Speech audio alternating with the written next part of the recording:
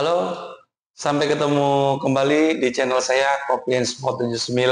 Terima kasih sudah mampir ke channel saya. Kalau kalian senang dengan channel saya, mohon bantu di subscribe agar kalian dan aktifkan lonceng agar kalian dapat video-video terbaru dari saya tentang sepak bola, tentang catur, voli, dan kopi dunia perkopian. Karena saya fokus di 4 bidang itu. Oke, sebelumnya saya udah kopi. Nah ini udah ngopi P60, kita ngopi dulu sebelum kita bahas tentang pertandingan perdana timnas putri voli Indonesia di kejuaraan AFC di Vietnam. Tadi pertandingan pertama kita ngelawan Iran.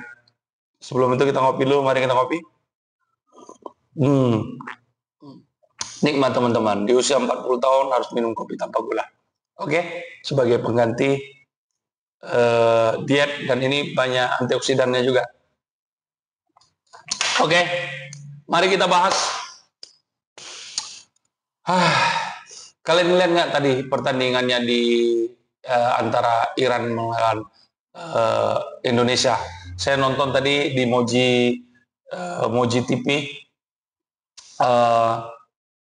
Saya udah langganan di pido.com.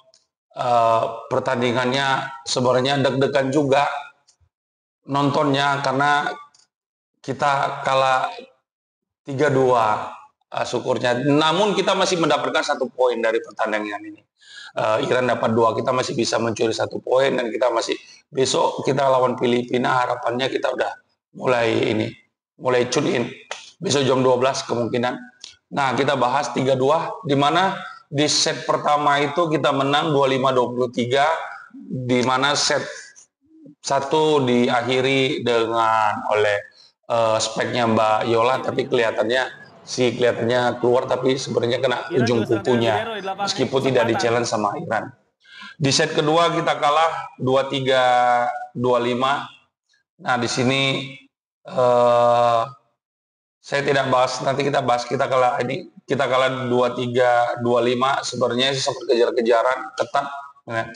Nah, di set ketiga inilah kita betul-betul menguasai, di mana 23-16, 10 kali Mbak Medioku itu melakukan serve, 10 kali baru dia set out. Makanya bagus, tapi di set keempat terjadi penurunan setelah poin ke-8 kalau nggak salah. Terakhirnya diakhiri oleh 19-25. Nah, di set kelima ini udah dekat sih. Kita udah sampai menyamakan kalau nggak salah di 11-10 ya. Di 11-10 kalau nggak salah. Kita udah di posisi kita. Terus dari terakhirnya kita dikejar menjadi 12-15. Nah, kesimpulannya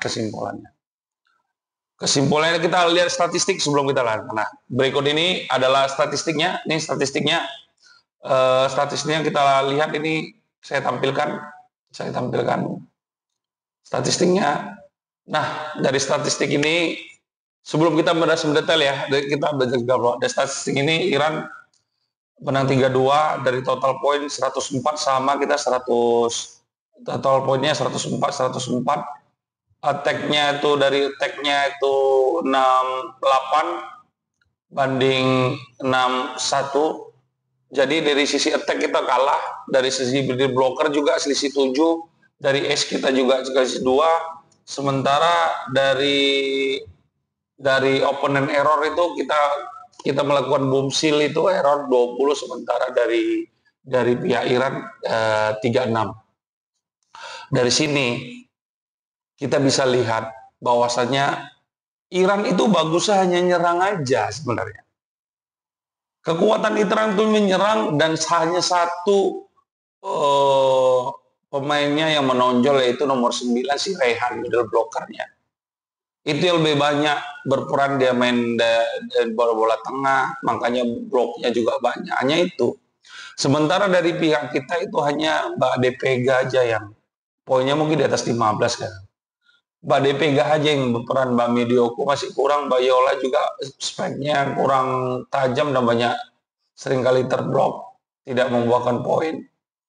Jadi kita hanya keuntungan karena mereka udah banyak kesalahan, melakukan kesalahan 36, tapi kita juga tidak bisa memaksimalkan. Kelemahan kita di mana sih di pertandingan ini sebenarnya? Itu adalah di penyerangan. Jadi seringkali bolanya pre-ball kita tidak bisa memainkan bola-bolanya. Jadi dari sini kita jadi bisa menyimpulkan bahwasannya kehadiran dari Mbak Mega itu yang betul-betul dirindukan.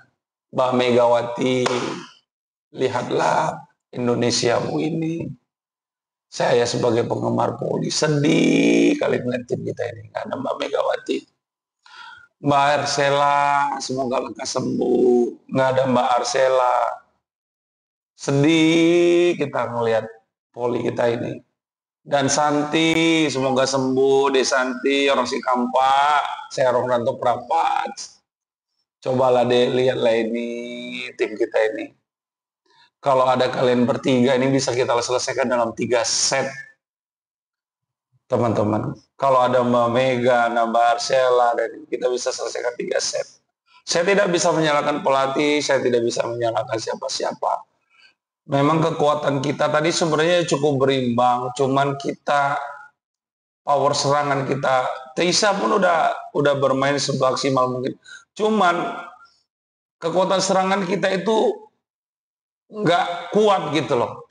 Sering pindah pre-ball itu tidak bisa dimanfaatkan. Padahal mereka udah membuat 16 kali kesalahan lebih banyak daripada kita.